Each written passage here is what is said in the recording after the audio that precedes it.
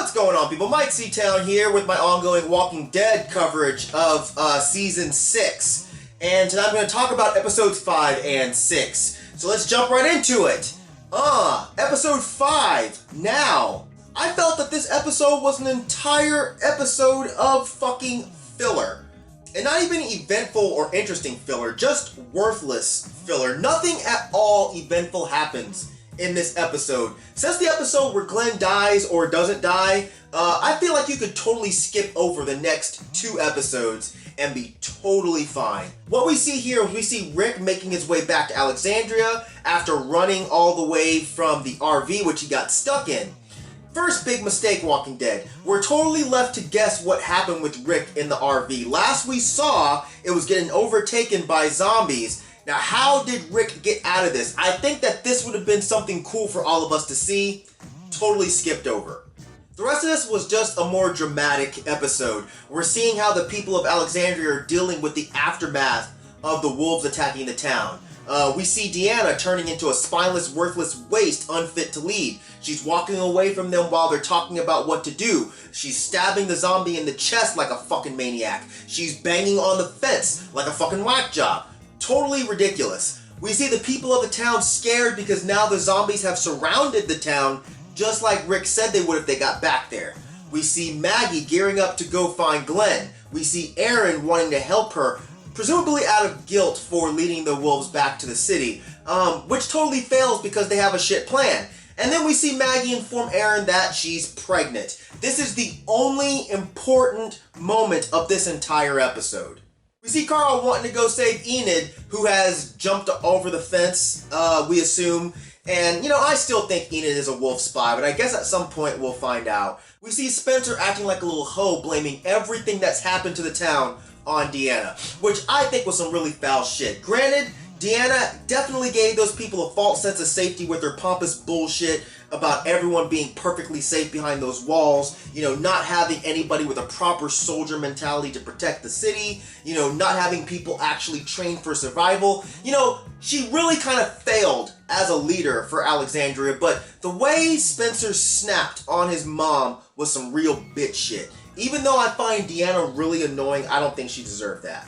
Side note, I don't really understand that part with Deanna and that whole blueprint thing that she had. Had some what looked like Latin written on it, so I didn't really get what was going on there. So if anybody can explain that to me, feel free in the comment section down there. We see Jesse becoming the female Rick Grimes. This is what life looks like now. That whole speech was taken right out of Rick's mouth. It wasn't anything like powerful or anything. It was just good to see her stepping up a little bit. Her and Rick seem like a good team. We also see that smooth ass kiss that my boy Rick lays down. Let me tell you something about Rick. Rick is a bad motherfucker, man. He be taking out people left and right. Bow, bitch, bow. Like it ain't shit. And then when the fucking sexy girl walks up, Rick is on the job. Rick is beat the fuck up, sweaty, stinking, probably smells like hot hummus and rabbit shit. And he still slobs old girl down, looking like Fabio on the cover of one of them romance novels. That's my dog. That's my dog. We see Denise, who was previously scared of her new role as a doctor, finally coming into her abilities and save homeboy who was shot in the leg by old bitch-ass Sturgis. We also see her give Tara some super bullshit kiss, indicating that maybe she's a lesbian or at least gay for the day. But either way, I'm not buying it. Not only that, I don't much care about this particular storyline. Although, side note, Tara is super fucking hot. If you don't yet, follow her on Instagram. Oh my damn. Girl got it going on. We see Rick teaching Jesse's son to shoot, which seems like a super horrible idea. That kid is tricky, and I feel like he's only learning to shoot so he can put a bullet in Rick's forehead. So let's just wait and see what happens, but I have a really bad feeling about this. And one thing we see absolutely nothing of. Carol. Where the motherfuck is Carol? She basically single-handedly saved the entire city from the wolves' attack, and she's nowhere to be seen for the entire episode. What the fuck are you guys doing? What's up with that? It ends with seeing that blood seeping through that hole in the gate, which really makes no sense. I'm really curious to see what's going on there, but overall, I thought this episode was pretty shit. It was a whole bunch of trying to get us to care about these Alexandrians, so when they finally kill them off, we'll actually give a shit. Even though I don't see it, because the only Alexandrians I give half a shit about are Jesse and Aaron. The rest of them can eat a spiked dick and choke, especially Deanna's dumbass. I don't care about any of these people. I feel like this episode and the next one could have been thinned out and combined, and it would have actually made one decent episode. And with that said, let's go ahead and talk about the next one, episode 6, entitled Everyone's Accountable, I think, or Always Accountable, I forget. It doesn't even matter. Let's just go. This one steps up the pace from the last one. You know, in this one, it starts off with Daryl, Sasha, and Abraham as they're leading the zombies away 20 miles out, and it just so happens that as soon as they finish doing that, they're ambushed by a group of people that we don't really know yet. They don't seem to be the wolves because these guys have guns, and the wolves didn't seem to be gun users. It's odd that all of a sudden, with this season, we're running into so many different groups of crazy people. We didn't see too many of these in the first couple of seasons. One thing I want to note, these guys seem to be total shit shots. I understand not being able to take out Abraham and Sasha as they're in the car, but Daryl, he's on a fucking bike, and you guys have machine guns. I feel like Helen Keller, with one arm tied behind her back, could have at least put one bullet in Daryl's back. So anyway, from the point that these unknown people attack, Daryl's separated from Sasha and Abraham, so then we get two different storylines. In one, we have the more interesting story, which is Daryl being ambushed by another group of unknown people, made up of two whiny-ass girls and some super fucking annoying dipshit guy whose face is so fucking punchable, it's unbelievable. He actually kind of reminds me of Chad Kroeger from fucking Nickelback, which makes me hate him even more.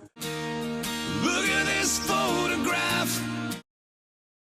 We found out that they burned down the forest in an effort to kill a bunch of the zombies. I don't really get the story here. I don't know if this is another case of rushed writing or if they're being mysterious for some reason. I don't understand why they burned the whole forest down. I don't understand the whole trying to find Patty situation. I really don't understand why those two zombies, who end up killing one of the girls, are wrapped up in plastic.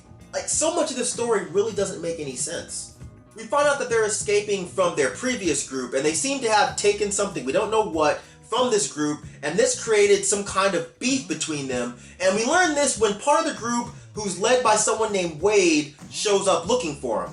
Daryl, being the fucking sucker that he is, helps these assholes out, and as I said, one of the girls gets bitten by those weird Laura Palmer zombies, and we're left with one of the girls and the Chad Kroeger looking dickhead. And Daryl starts to bring them back to Alexandria when they trick him, take his bike and his crossbow, which was a big fucking surprise.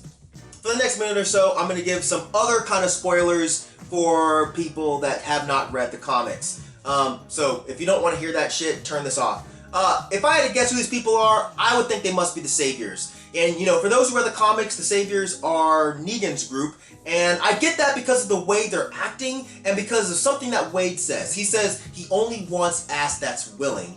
And if you remember, Negan has that weird kind of harem of chicks. So I'm assuming these two girls escaped that harem. I guess we'll find out at some point, you know, at this rate, probably within the next 2 or 3 seasons. But if that group is the Saviors, and I'm guessing the guy, the Chad Kroeger looking dude, is Dwight, and at some point we'll see half of his face get melted off, which could be pretty cool.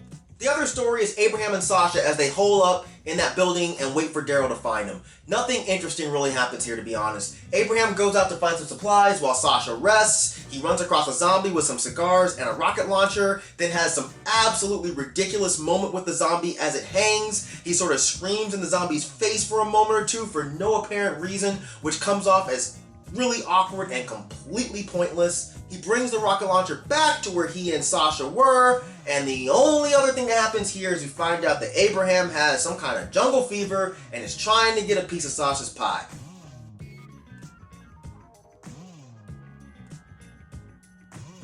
Where this comes from, no fucking clue. Rushed writing. Because if you read the comics, you know that Abraham cheats on Rosita with, I can't remember the girl's name. So I'm guessing that they're replacing that girl from the comics with Sasha. We shall see. But this episode, again, was a whole bunch of who fucking cares. The writers know what we want to know. They know we're dying to know what happened to Glenn. They know we don't want a whole bunch of shit that has nothing to do with what happened to Glenn. I called it in my last review that they were going to drag this shit out for at least a couple more episodes, but now it's gone from expected to annoying.